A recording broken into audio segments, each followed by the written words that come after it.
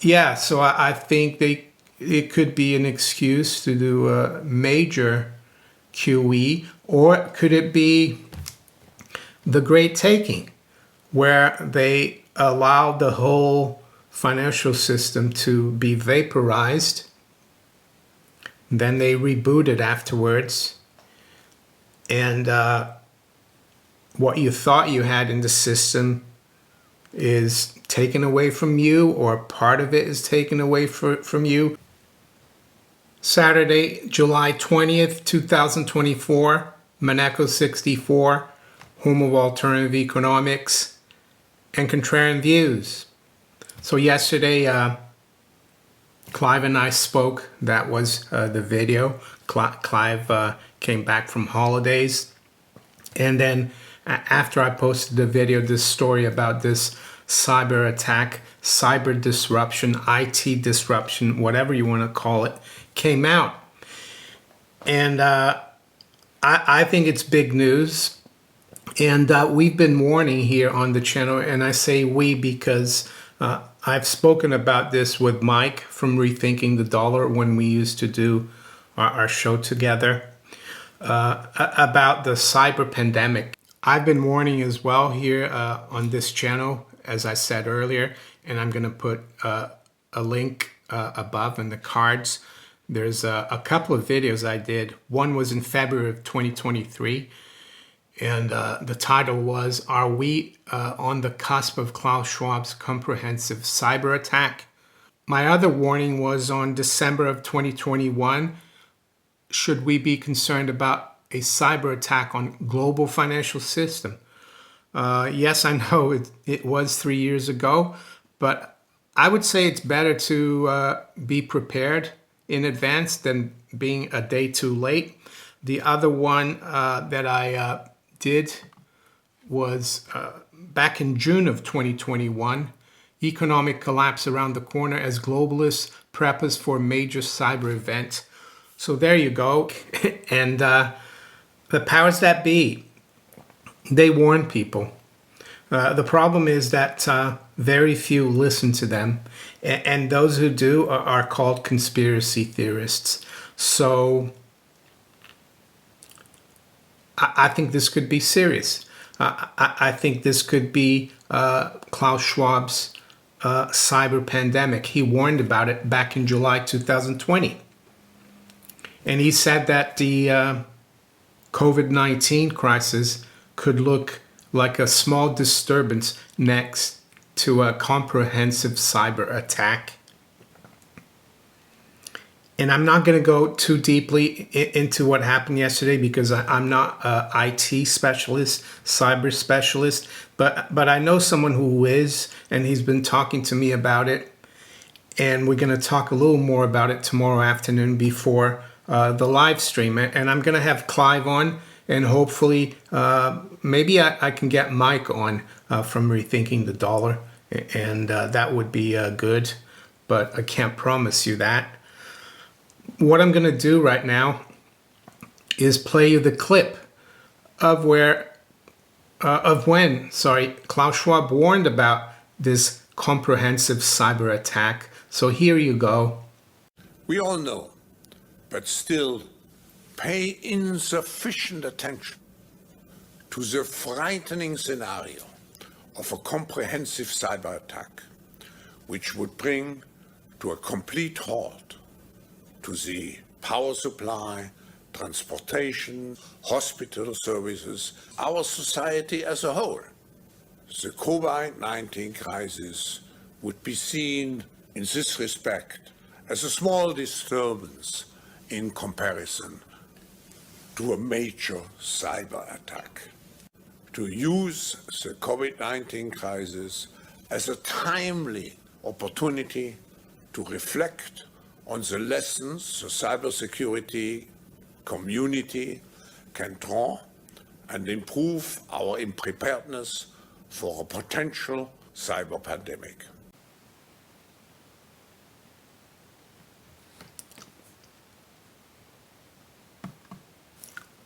And there are other warnings or signs from the World Economic Forum Averting Cyber Pandemic Part 1. So these people are very much aware of this, and they're working on it in terms of averting, but I would also say in terms of maybe even creating a crisis. And even if you don't believe me, it doesn't really matter, because we either going to have a crisis that you don't have to believe me, but the effects are going to be the same, be it if it's engineered or not. So what I'm trying to do here briefly today is tell you what I think the consequences are going to be, and in my own way trying to get people to try to prepare for it. And how do you prepare for it? Financially, especially, because that's what we do here on this channel. We talk about money and markets. Well, you do it by being outside the system, outside the banking system as much as possible, by having physical gold and silver. I see gold, of course, as a long-term store of wealth. It's a lot harder to transact with gold, but it's possible if you have a quarter of a sovereign. That's about just over 200 pounds. You can pay for something that's more valuable with that. And also silver. I think it's also a long-term store of value, but it's also easier to use as day-to-day. And that's why I've been also accumulating, not just for this a possible cyber pandemic and for the whole world to stop functioning for months or maybe weeks, but because I like collecting old coins as well, like a pre-65 quarter. I think that could come in very handy. And it's not just in the US that you have that you have like coins that circulated with silver in it.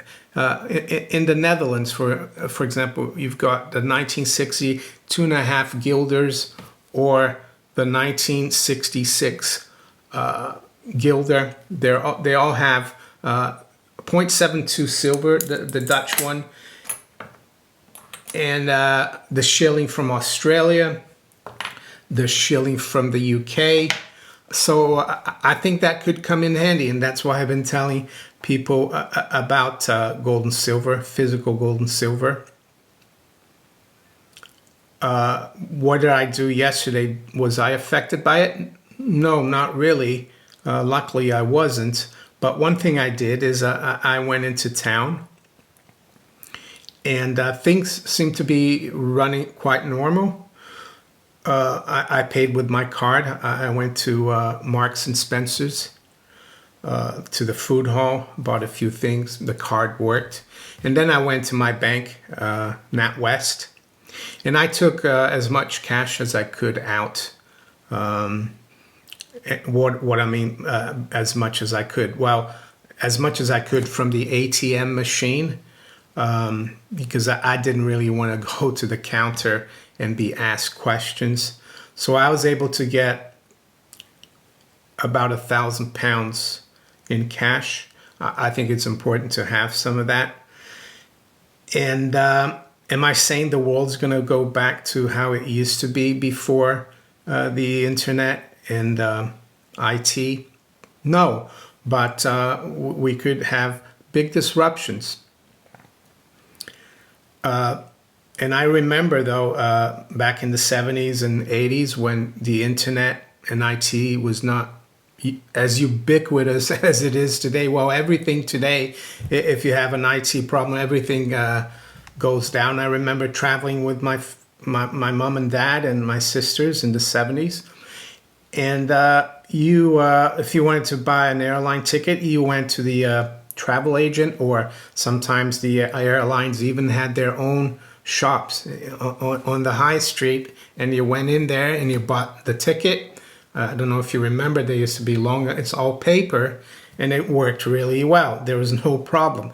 My dad used to take traveler's checks when we traveled, didn't have bank cards, and everything worked perfectly fine. But unfortunately, I don't think we're going to go back to that world.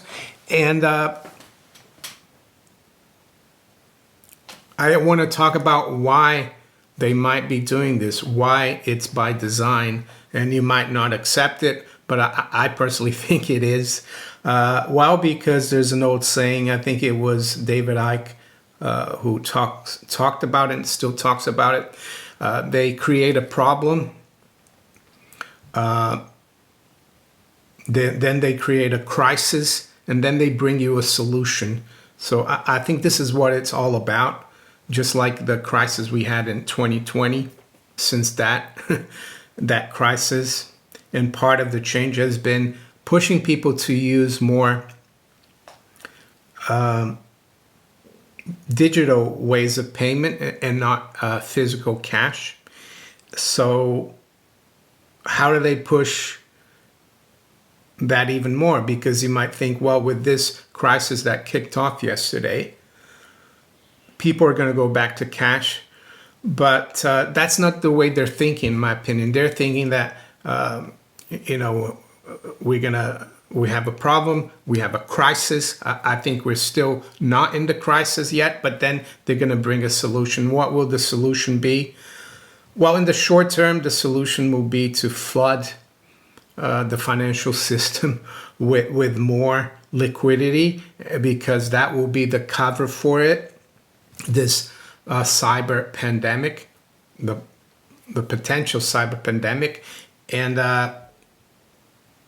I'm not saying this is going to happen, but I think there's a high probability that it will. And why? Well, because the political situation in the US seems to be very divisive right now. And yes, there's a lot at stake for both sides of the political spectrum in the US. And if you look back at the last few elections in the US, we had a major crisis during the whole of '08 before the election there. Back in 2020, we had a major crisis just before the election. So I wouldn't be surprised that there's a major crisis in the run-up to November 5th. I don't think they will wait until after, and it seems to me that that's what they're trying to do. So, in the short term, the solution, or one of the ways to solve this problem, would be an injection of liquidity into the system. And how do they do that? Well, through more QE, even more than they did in 2020. In the long term, it's a way of keeping the general public more and more under control. And they will play the card that we need to police the internet because there's bad actors, and you've got nothing to fear, because if you have nothing to hide, so you're going to have a digital ID to log in to your computer to go onto the internet. That could be the way forward, and it's highly possible. And that would also push with a digital ID. It would really complement well with a central bank digital currency that they could eventually bring in. And their argument would be, well, it will be a lot safer because the central bank system, and you're going to have a direct link to your money. But they don't tell you that they're going to control you, of course, control the way you spend and the way you save. And I think they could succeed. Hopefully they won't succeed. But a lot of people out there won't be aware of that is the main goal, and they'll think this is an accident, of course. And it's the way it's been portrayed, of course, in the mainstream media. So I'll read here some of the headlines. Companies around the world hit by Microsoft outage, financial services groups, airlines, and media sites among those affected. That's in the FT. The Telegraph says why Britain's banks could be next in line for an atomic scale blackout. Friday's global IT outage has exposed weak spots in the banking system. Daily Mail. Techies battle through the night to solve world's biggest ever IT disaster that saw millions of PCs nuked. But there's no end in sight for summer holiday travel chaos. And experts warn some workers might not get paid. Well, that's pretty serious there, not get paid. Britain slowly reboots. And I noticed yesterday that the Daily Mail used the term digital pandemic. They didn't use cyber pandemic like the World Economic Forum does. So I have a friend, keep in touch with him regularly, and he said his brokerage account with a big UK bank, I'm not going to say the bank, he couldn't access it. So I have a brokerage account. It was showing up. I could log in. I wasn't trying to do anything, so I'm not sure. I think it was working. And yeah, that's something that you might be concerned about. Well, as I've said many times, you need to ascertain what kind of risk you want to take. If you want to risk a lot of your savings and capital into the stock market through investments in the stock market, you need to be aware of all these risks. It's not just a risk of the prices crashing anymore. It's the risk of this cyber pandemic. It's the risk of your broker or the bank that they use going bust, or counterparty risk. There's a lot of risks, and that's why I'm comfortable with what I have in the markets, because if it were to be wiped out next week through some kind of event, it wouldn't affect me. Yeah, it would affect a little bit, but it wouldn't be the end of the world. So that's how you got to look at it, in my opinion. And yeah, so I think it could be an excuse to do a major QE, or could it be the Great Taking, where they allow the whole financial system to be vaporized, then they reboot it afterwards, and what you thought you had in the system is taken away from you, or part of it is taken away from you, or they bring in a new kind of regulation that makes your assets, half of your assets, for example, transferred to some financial institutions in order to make them whole. Who knows? We are in very uncertain times.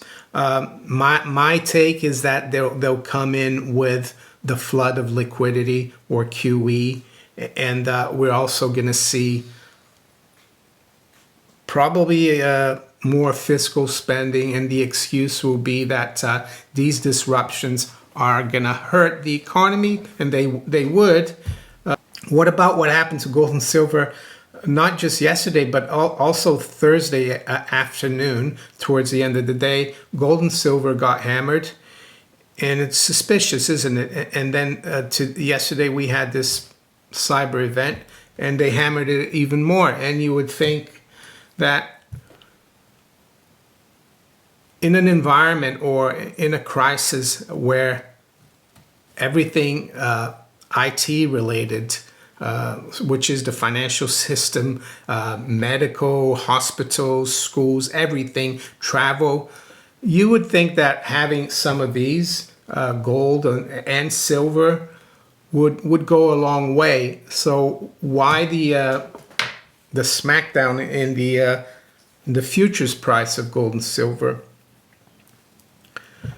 Difficult to say, but It's all about perception.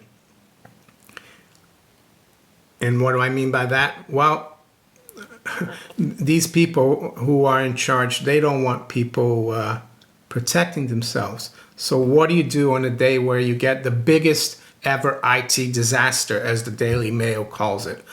Well, you smack gold and silver and you say, look, gold and silver are no good.